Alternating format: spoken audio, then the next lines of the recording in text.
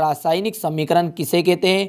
तो इन सभी प्रश्नों का आपको उत्तर सहित सॉल्यूशन इसका मिलेगा। तो देखिए यहाँ से इसका स्क्रीनशॉट आप जल्दी से ले लीजिए और अच्छे से कंप्लीट कर लीजिएगा, ठीक है। तो यहाँ था आपका रासायनिक समीकरण।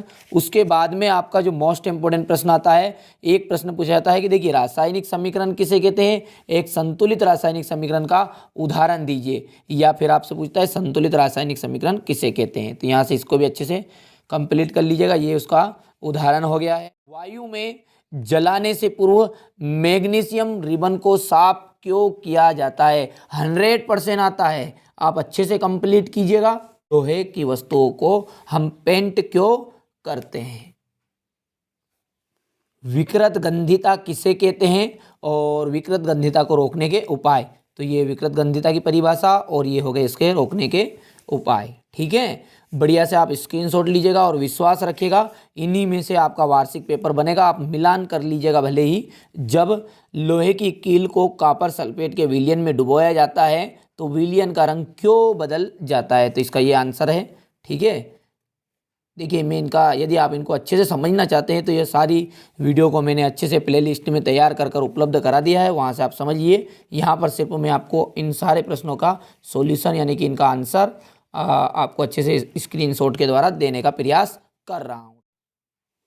इसके बाद में संयोजन अभिक्रिया किसे कहते हैं, उदाहरण से ही समझाना है। तो यहाँ से इसका स्क्रीनशॉट लीजिए। बढ़िया, ये नोट वाला बिंदु आप मत लिखिएगा, उदाहरण इसके यहाँ से लिख दीजिएगा संयोजन अभिक्रिया के, ठीक है। इसके बाद में जो आपका अगला प्रश्न है वहाँ है वियोजन अभिक्रिया या अपघटन अभिक्रिया किसे कहते हैं, उदाहरण सहित। तो बढ़िया तरीके से इसको भी आप अच्छे से कर लीजिएगा कंप्लीट। देखिए ये ऐसे प्रश्न हैं जो आपके पेपर में 100% आएंगे, इन्हीं से आपका वार्षिक पेपर बनेगा, ठीक है। चलिए इसके बाद में विस्थापन अभिक्रिया के बाद में आपका जो अगला प्रश्न है वहाँ है रेडॉक्स अभिक्रिया। उदाहरण आप एक उदाहरण इसका लिख लीजिएगा समीकरण, ठीक है।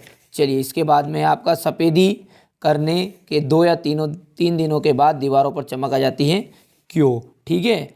चलिए तो यहाँ से इसका स्क्रीनशॉट आप लीजिएगा। आंसर का 2 हिस्सों में आपका स्क्रीनशॉट लेना पड़ेगा। यहाँ से यहाँ तक हो गया और इसके बाद में ये यहाँ से यहाँ तक, ठीक है।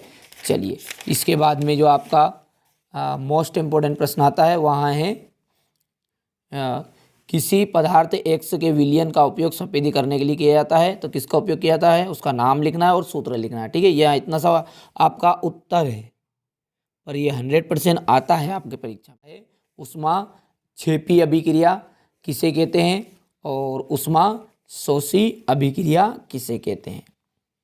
सारे वीडियो आपको प्लेलिस्ट में मिल जाएंगे। इसी वीडियो की डिस्क्रिप्शन में लिंक भी है, एंड स्क्रीन पे भी मिल जाएगा और प्लेलिस्ट में जाकर भी आप इन्हें देख सकते हैं।